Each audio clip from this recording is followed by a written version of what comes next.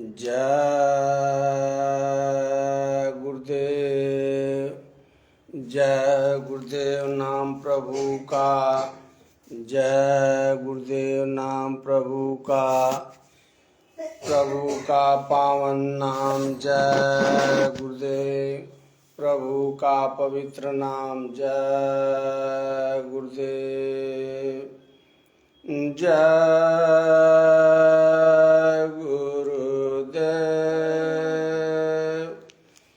जय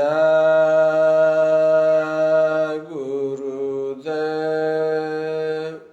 जय गुरुदेव नाम प्रभु का। जय गुरुदेव। वंदे बोधयं नित्यं गुरुशंकररूपिणं यथास्तो हि वक्रोऽपि चंद्र सर्वत्र वेदते। जेहि सुमिरत सिद्धो गणनायक करिबर बदन करहु अनुग्रह सोय राशि शुभ गुण सदन। मूक होय वाचालु पंगु चढ़ई गिरिवर्गन जाजु कृपा सुदयाल द्रो सकल कलिमल धन। नील सरोरुह श्याम तरुण अरुण बारी जनन करहु चोर धाम सदा चिर सागर सन। कुंद इंदु समुदेय उमारमण करुणान जाहि दीन पर नेय करहु कृपा मर्दन मयन। जय गुरुदेव।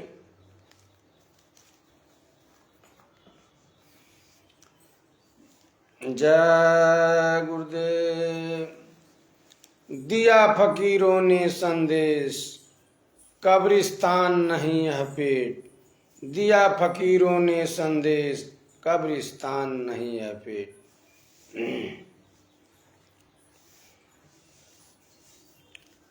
सभी धर्म प्रेमी एवं सत्संगी भाई और बहनों,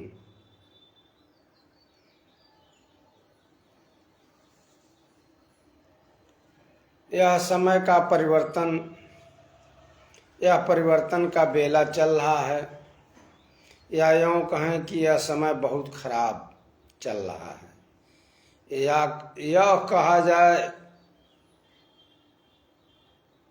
कि ये बिगड़ती हुई दुनिया, बिगड़ती हुई हालात में हमको और आपको कौन संभालेगा। हमको और आपको इस दुनिया में कौन संभालेगा। क्या बरम बाबा, जखनी माई, दीवार बाबा या गंगा जी या जमुना जी या चारों धाम या मक्का मदीना या काशी अयोध्या या माता पिता या भाई या बंधु सखा, इस बिगड़ती हुई हालात में या परिवर्तन के बेला में हमको और आपको कौन संभालेगा। हमारे माता पिता भी, आपके भी माता पिता, उनके भी तो कोई माता पिता होंगे, हमारे भी माता पिता होंगे। यह सत्य किसी ने कहा है कि मातु पिता प्रभु गुरु की बानी। मातु पिता प्रभु गुरु के बानी, बिना विचार की जय शुभ जानी।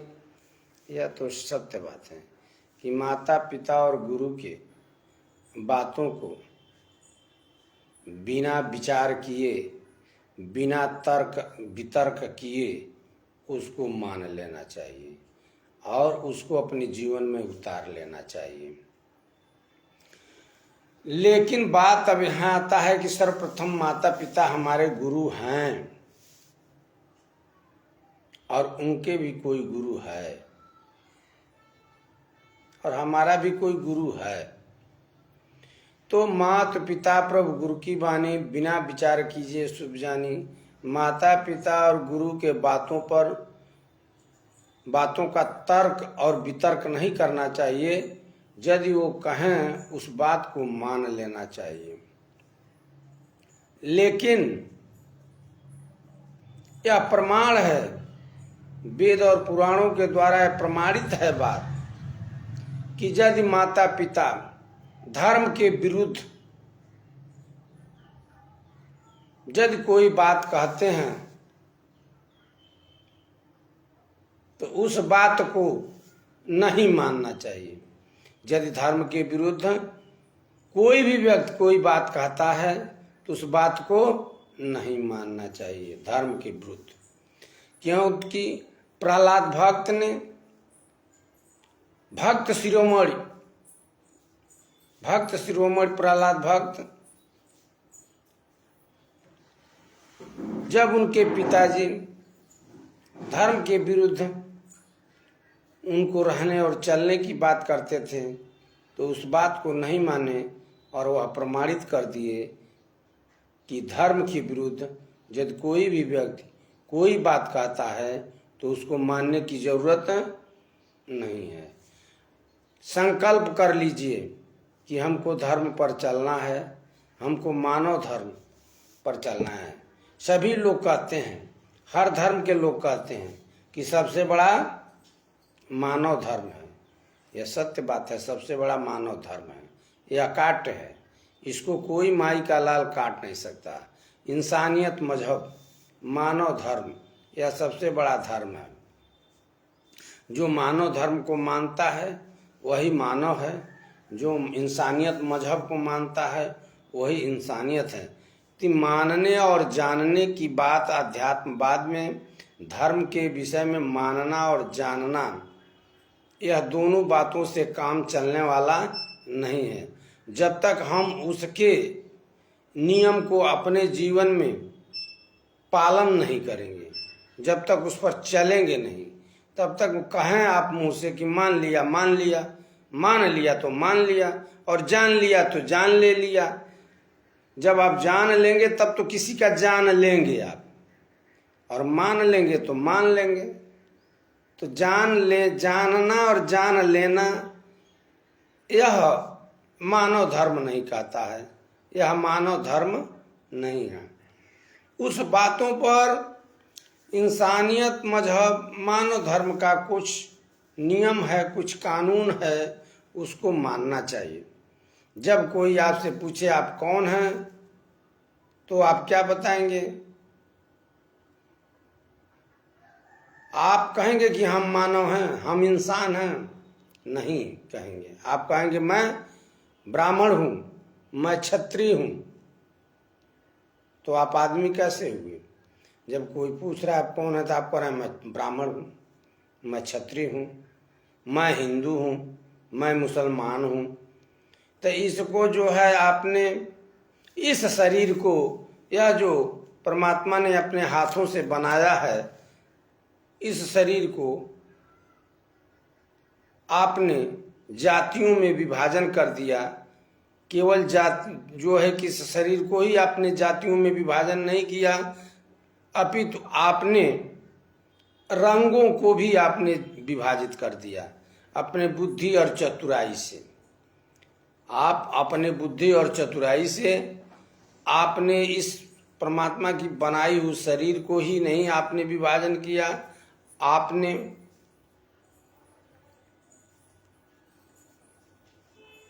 रंगों को भी आपने विभाजित कर दिया कि हरा रंग हमारा है, पीला रंग आपका है, नीला रंग हमारा है, काला रंग हमारा है, गेरुआ रंग हमारा है।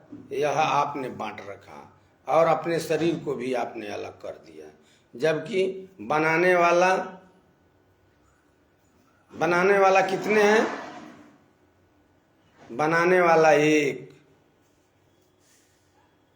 इस सृष्टि को किसने बनाया, कितने लोग मिलकर बनाए? मात्र एक गॉड, परमात्मा, खुदा ने इसको बनाया। तो बनाने वाला जब एक है तो आप अनेक कैसे हो गए? जातियां, इंसान की जातियां नहीं होती हैं, जातियां तो जानवरों में होती हैं। इंसान की कौन सी जाति है? जानवरों में जाति है। इंसान, सभी इंसान एक ही जात के हैं, उनका जाति है मानव, वह मानव जाति है। जातियां जो है जानवरों में होता है, कुत्ता, भेड़, गधा, उल्लू, हाथी, घोड़ा, बैल, यह जानवरों की कटघरी है, जानवरों की जातियां हैं यह। लेकिन इंसान में तो एक ही जाति है, वह है मानव। इंसान में एक ही जाति है, मानव। यह मानव है, आदमी है। तो आदमी का धर्म क्या कहता है, इंसान का धर्म का नियम क्या कहता है? सबसे पहले मत सताओ किसी गरीब को, मत सताओ किसी गरीब को, वो रो देगा और सुनेगा उसका मालिक तो जड़ मूद से खो देगा। किसी को, किसी अबला को, दीन दुखिया को, किसी गरीब को मत सताओ। भूखे को खाना खिला दो, प्यासे को पानी पिला दो, नंगे को कपड़ा पहना दो, अंधे को सहारा दे दो। यह इंसानियत मजहब है। लेकिन प्रथम सीढ़ी इंसान का धर्म की पहली सीढ़ी क्या है? पहली सीढ़ी है कि दिया फकीरों ने संदेश, कब्रिस्तान नहीं है पेट। इंसान का पहली सीढ़ी, धर्म की पहली सीढ़ी है। धार्मिक उसे कहते हैं, इंसान उसे कहेंगे, मानव उसे कहेंगे जो मांस का सेवन न करे, उसे मानव कहेंगे। यदि वह मांस का सेवन करता है तो मांस खाने वाले को यदि आप इंसान कहेंगे, मांस खाने वाले को यदि आप आदमी कहेंगे, मांस खाने वाले को आप मानव कहेंगे, तो दानव किसको कहेंगे? यदि मांस खाने वाले को इंसान कहेंगे तो राक्षस किसको कहेंगे? आपको यह बताना होगा। अन्न खाए सो मानवा, मांस खाए सो स्वान, अन्न मांस दोनों खाए उसको राक्षस जान। यह पलटू साहब लिख रहे हैं कि अन्न खाए सो मानवा, मांस खाए सो स्वान, अन्न मांस दोनों खाए उसको राक्षस जान। मानव का सबसे पहली सीढ़ी है, प्रथम सीढ़ी धर्म की। इंसानियत मजहब मानव धर्म की पहली सीढ़ी है। शुद्ध शाकाहारी रहना यह इंसान का मानव धर्म इंसान का, इंसानियत मजहब का पहला सीढ़ी है शाकाहारी रहना। मांस किसी जमीन से उगता नहीं, आसमान से टूटकर गिरता नहीं, किसी पेड़ों में फलता नहीं, यह किसी के जिस्म से कटकर जुदा होता है। वह मेरे जैसा दुख और सुख को एहसास करता है।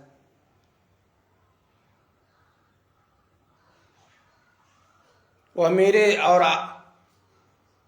आप जैसे वह सुख और दुख को एहसास करता है। किसी निहत्थे बेजुबान जानवरों की कत्ल करके आप कुर्बानी कहते हैं, आप बलिदान कहते हैं कि मैंने बामत को बलिदान किया, मैंने बामत के स्थान पर चढ़ाया, बलि दिया, कुर्बानी किया, बलि दिया। या कभी बामत ने आपको बताई कि हमको चाहिए? वह जगत जननी जगदम्बा है, वह जगत जननी जगदम्बा है, वह सबको जन्मदाता है और उसके ही बच्चे को, तो वह बकरी जो अब आप ले जाएंगे वह किसका पुत्र है, किसका औलाद है? और उसी के औलाद को उसी के सामने काटेंगे, वह खुश रहेगी। खुदा वो रहमान है, वह रहमान है। तो जब वो रहम करता है, सब पर रहमान है, रहम करेगा तभी तो वह रहमान उसका नाम पड़ा। जब वह रहमान है तो उसके नाम पर आप किसी जानवरों की कत्ल करेंगे और उसे कत्ल करके और आप कहेंगे कि खुदा रहमान है। ये आपका हक नहीं बनता। ये आपका हक नहीं बनता कि मैं बामत के सामने चढ़ाकर कहूँ बलि दिया हूँ। ये आपका हक नहीं बनता।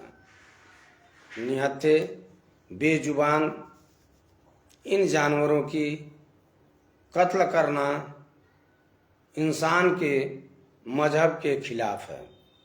यह वेद और पुराण कहता है, गीता और रामायण कहता है। आप गौर से और ध्यान से पढ़िए। अपने जुबान के स्वार्थ के लिए उसका अर्थ तोड़ और ममोड़ करके अपने हक में न लाइए। इंसान इतना चालाक है कि वेद और पुराण और कुरान का अर्थ अपने जुबान के अनुसार उसका अर्थ लगाता है। कृपया आप लोगों से प्रार्थना है, बाबा जय गुरुदेव जी महाराज ने यह विनती और प्रार्थना किया है कि बाबा जी का कहना है शाकाहारी रहना है, शाकाहारी वही बनेगा जो जीवों पर दया करेगा। बाबा जी की अर्जी है, आगे आपकी मर्जी है। हाथ जोड़कर विनय हमारी, शाकाहारी हो जा भाई। हाथ जोड़कर विनय हमारी, शाकाहारी हो जा भाई।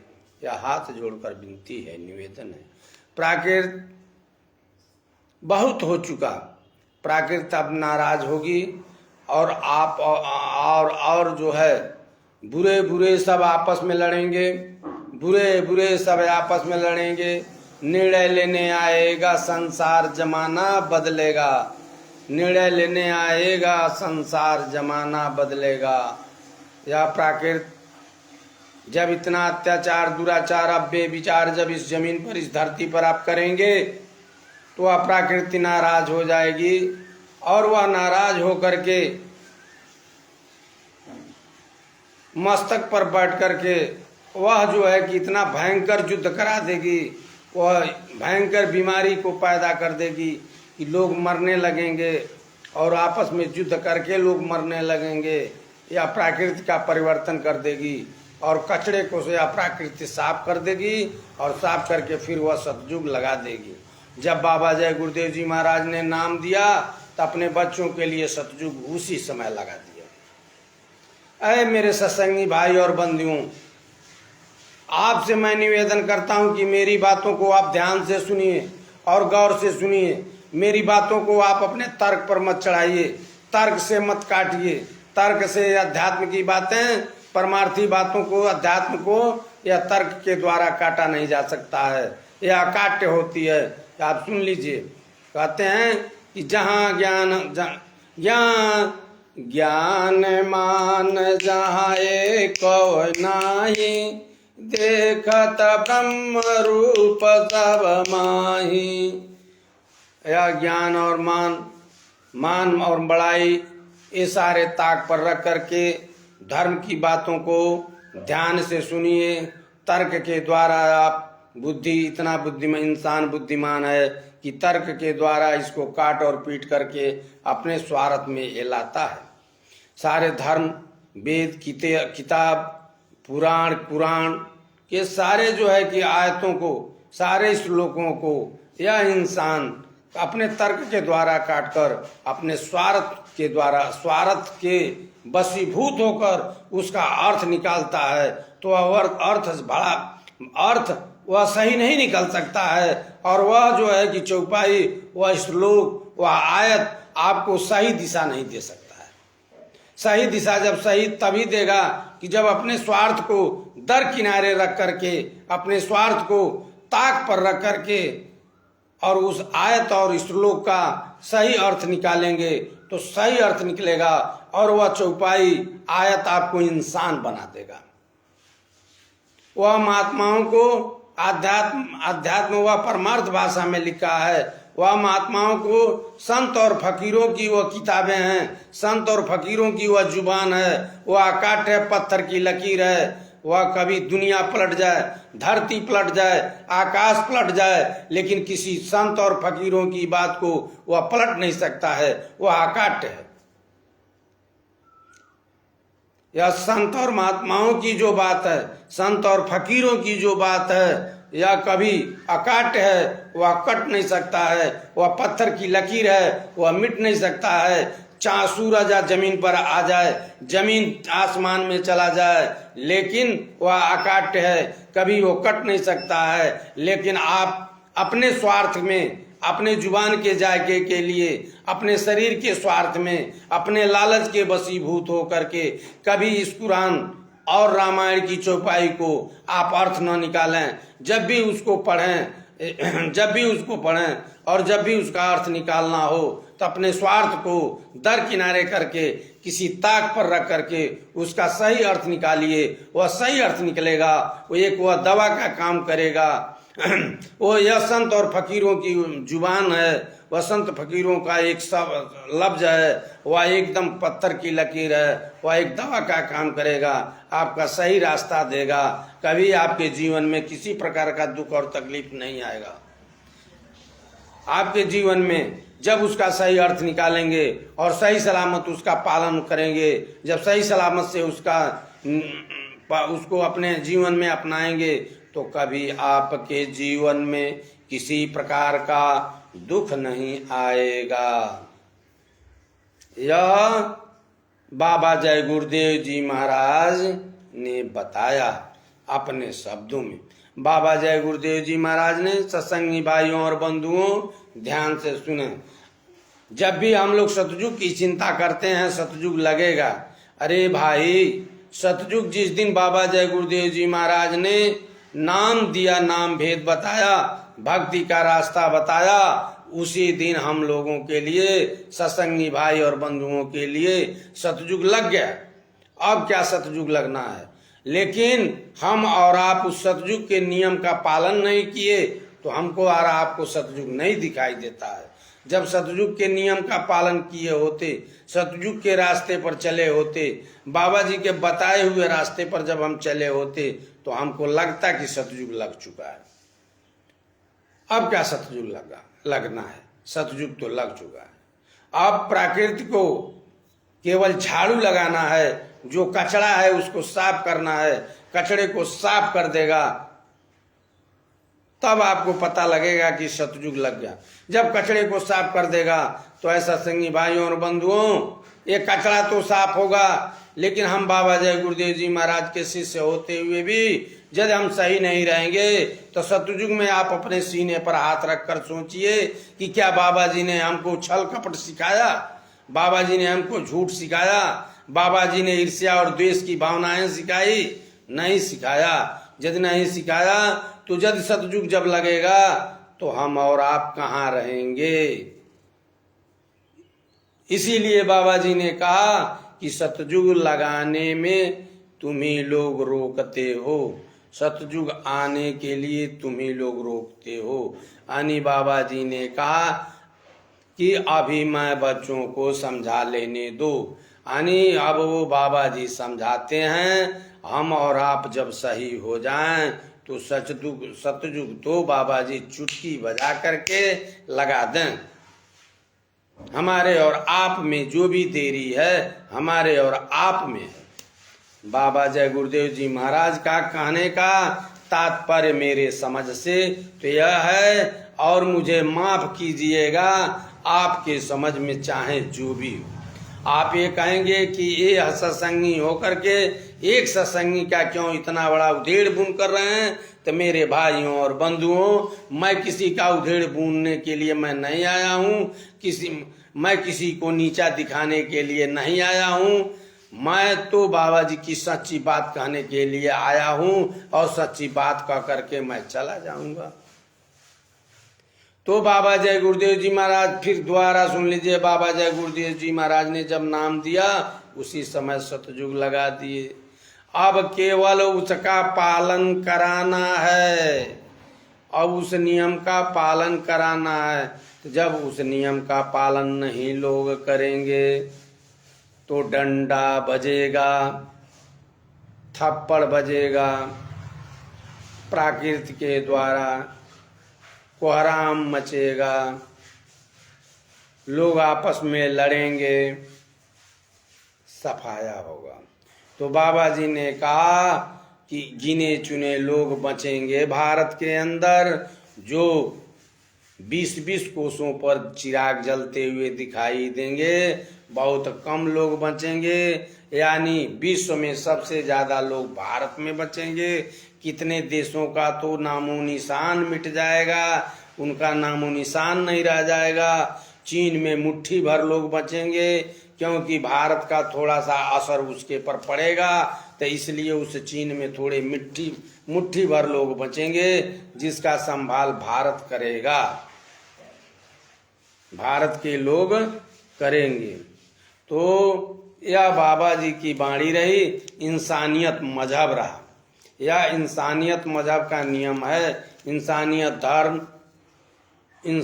धर्म मानव धर्म की प्रथम सीढ़ी है शाकाहारी होना।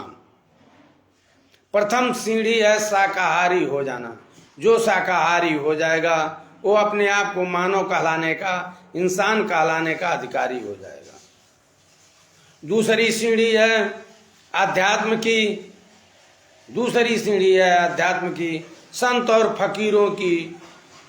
यह संदेश दूसरा सीढ़ी है सत्य बोलना, सत्य रहना, सत्य के रास्ते पर चलना। तो हमको और आपको बिना जरूरत बेवहियात का, किसी तरह का गलत विचार करना, द्वेष रखना, यह हम लोगों का धर्म नहीं है। हम लोगों का धर्म है मेहनत और मशक्कत की कमाई, व्यवस्था करके संयम और इंतजाम से रखें, अपने खान पान को ठीक रखें, सही रास्ते पर चलें, दूसरों की सेवा करें। परमात्मा सब में रहता है, परमात्मा सब में बसता है। सब घट हैं साइयां, सब घट में है साइयां, सुनी सेज न कोय, ओ घट की बलिहारी, जो घट प्रगट होय। बिजली का पोल दिखाई दे रहा है भाई, लेकिन रोल नहीं दिखाई दे रहा है। बिजली का पोल दिखाई दे रहा है, मगर बिजली का रोल नहीं दिखाई दे रहा है। बिजली का रोल दिखाई देगा कब? जब आपको झटक देगा, तब जब उठा के पटक देगा तब आप समझ जाएंगे कि इसमें बिजली है।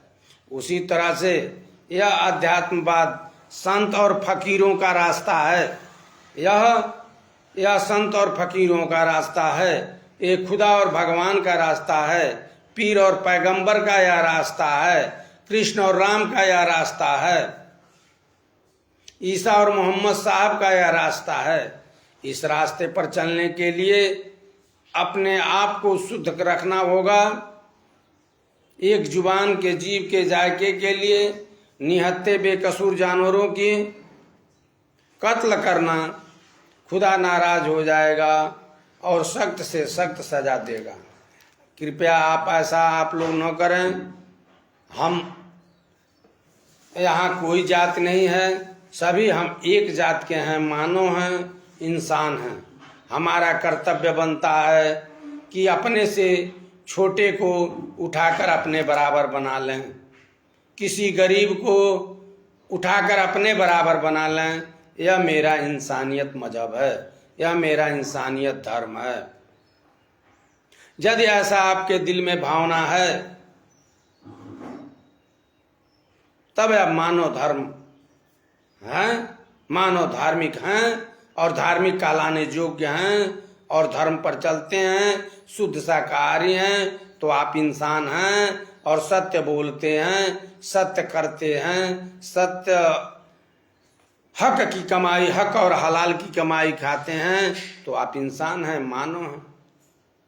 यदि ऐसा आप करते हैं तो, यदि ऐसा आप नहीं करते हैं, यदि ऐसा हम आशा करते हैं कि सभी लोग ऐसा ही करते होंगे, शायद चूक और भूल हो रही है, वह कहाँ से हो रही है वह प्रकृति जाने, लेकिन हम आशा करते हैं सभी लोग अच्छे से सोचते हैं और अच्छे से करते हैं और अच्छे से चलते हैं और सबका खान पान ठीक है।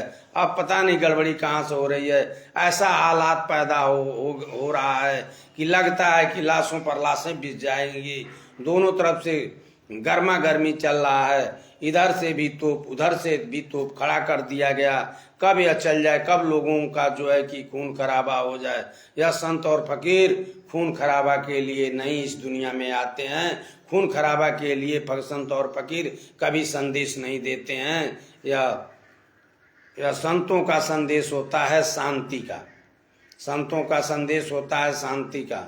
संत और फकीर अब संदेश देते हैं मानव जाति को शांति का, कि आपस में शांति बनाए रखें, विश्व में शांति आए। बाबा जय गुरुदेव जी महाराज ने कहा कि विश्व में शांति किस नाम से आएगी? जय गुरुदेव नाम से। विश्व में शांति किस नाम से आएगी? जय गुरुदेव नाम से। बाबा जी ने हमेशा संदेश शांति का दिया और उस पर चलना यह मेरा कर्तव्य बनता है। यदि हम उस पर नहीं चलेंगे तो फिर हमारे लिए सद्योग कभी नहीं लग सकता है। जय गुरुदेव। और वह संत और महात्माओं ने बताया कि यह परमात्मा हमारे और आप में बसता है और किसी का किसी जोनी का हो, सब में परमात्मा बसता है। तो फिर हम कहाँ ढूंढते हैं, कहाँ ढूंढते हैं? यदि दिल में गर सफाई जो होती तो मंदिर और मस्जिद बनाई न होती। मंदिर और मस्जिद, इंसान की बनाई हुई मंदिर और इंसान के द्वारा बनाया हुआ मस्जिद, मंदिर और मस्जिद के लिए आपस में लड़ करके और खून खराबा करके ना जाने कितने जो है कि राम मंदिर और कितने जो है कि खुदा का मंदिर और कितने राम का मंदिर गिराकर पस्त कर देते हैं। मैं आप लोगों से एक सवाल पूछता हूं, आप लोग बता दें कि यदि यह ईंट गारे से बना मंदिर और ईंट गारे से बनाया हुआ मस्जिद, यह किसने बनाया? किसी इंसान ने बनाया। यदि यह मंदिर गिर जाए, यदि पैसा हो तो यह मंदिर फिर बन सकता है, खड़ा हो सकता है कि नहीं हो सकता है? फिर बन सकता है। मस्जिद गिर जाए, यदि आपके पास पैसा हो तो फिर मस्जिद बन सकता है। तो दिल में अगर सफाई जो होती तो मंदिर और मस्जिद बनाई न होती। और यदि यह राम मंदिर जो आप यह देख रहे हैं, जो मंदिर आपको मिला है, यह परमात्मा का मंदिर है, यह खुदा का मंदिर है, यह गाड का मंदिर है, यह गिरजाघर है, यह मस्जिद है, यह मस्जिद है, खुदा ने अपने हाथों से बनाया है। यह राम मंदिर है, परमात्मा ने अपने हाथों से बनाया है। यह नर नारायणी देह है, परमात्मा ने अपने हाथों से बनाया है। यदि यह मंदिर गिर जाए तो इस दुनिया में है कोई इंजीनियर कि उसको पैसा दिया जाए फिर इसको खड़ा कर सकता है? है कोई डॉक्टर जो इसको फिर खड़ा कर सकता है? तो जब इसको खड़ा नहीं कर सकता है, मंदिर और मस्जिद तो खड़ा किया जा सकता है, बनाया जा सकता है, तो उसके लिए हमको लड़ने की और खून खराबा करने की क्या आवश्यकता है? यह मंदिर यह राम मंदिर नर नारायणी देह है। यह जब चला जाएगा तो फिर मिलने वाला नहीं है। लाखों मस्जिद हो और लाखों मंदिर हो, लेकिन उसमें यदि यह नर नारायणी देह इबादत न करने जाए तो उसकी क्या कीमत? जब यह जाएगा तभी तो उसका कीमत होगा। तो इस मंदिर के लिए, इस मंदिर के बचाने के लिए बचाने का कोशिश किया जाए, बचाने का तरकीब लगाया जाए कि यह मंदिर कैसे बचेगा। जब यह मंदिर बचेगा तभी हम 5 वक्त का नमाज पढ़ सकते हैं, सुबह और शाम आरती और प्रार्थना कर सकते हैं भगवान का। यदि यह मंदिर नहीं रहेगा तो हम आरती और प्रार्थना कैसे प्रभु का करेंगे और कैसे इबादत करेंगे, कैसे इबादत करेंगे। ईंट गारा तो इबादत करेगा नहीं। ईंट गारे से जो बना मंदिर और मस्जिद है वह तो खुदा का इबादत करेगा नहीं। इबादत तो यह नारायणी देह करेगा, या राम मंदिर करेगा, या खुदा का मस्जिद अपने हाथों से बनाया है यह करेगा, यह इबादत करेगा। हमको इसकी रक्षा करनी है। और यह पेड़ जो बना है इसको कब्रिस्तान, इसको श्मशान न बनावें, कृपया इसको न बनावें। इसको साफ और पाक रखें। और अच्छे परमात्मा ने दिया है, दूध, दही, घी, अन्न, चावल, गेहूं, जो भी दिया है आप खा सकते हैं, तो जितना खाएं उतना खाएं। दूध 5 लीटर पचता है तो 5 लीटर पिए। काजू, किशमिश, बादाम, गड़ी, छुआड़ा, सेब, संतरा, नाशपाती, नारियल, जो भी आप खाना है आप खाएं। लेकिन यह मांस कृपया हाथ जोड़कर विनय हमारी, शाकाहारी हो जा भाई। हाथ जोड़ करके विनती है और हमारा प्रार्थना है कि आप लोग शाकाहारी हो करके और इस राम मंदिर को, इस नारायणी शरीर को आप बचावें। जब यह रहेगा तभी 5 वक्त की नमाज करेंगे और 5 वक्त का नमाज करेंगे और पूजा, दोनों टाइम आरती और प्रार्थना करेगा इंसान। यदि यह नहीं है तो फिर नहीं करेगा। जब इसी शरीर में वह जो है ईश्वर का अंश, जो हम हैं, जो आप हैं, वह ईश्वर का अंश है। इस शरीर को बना करके, यह राम मंदिर बना करके, इसमें वह परमात्मा ने अपना अंश बैठा दिया है। जो बोल रहा है वही तो है।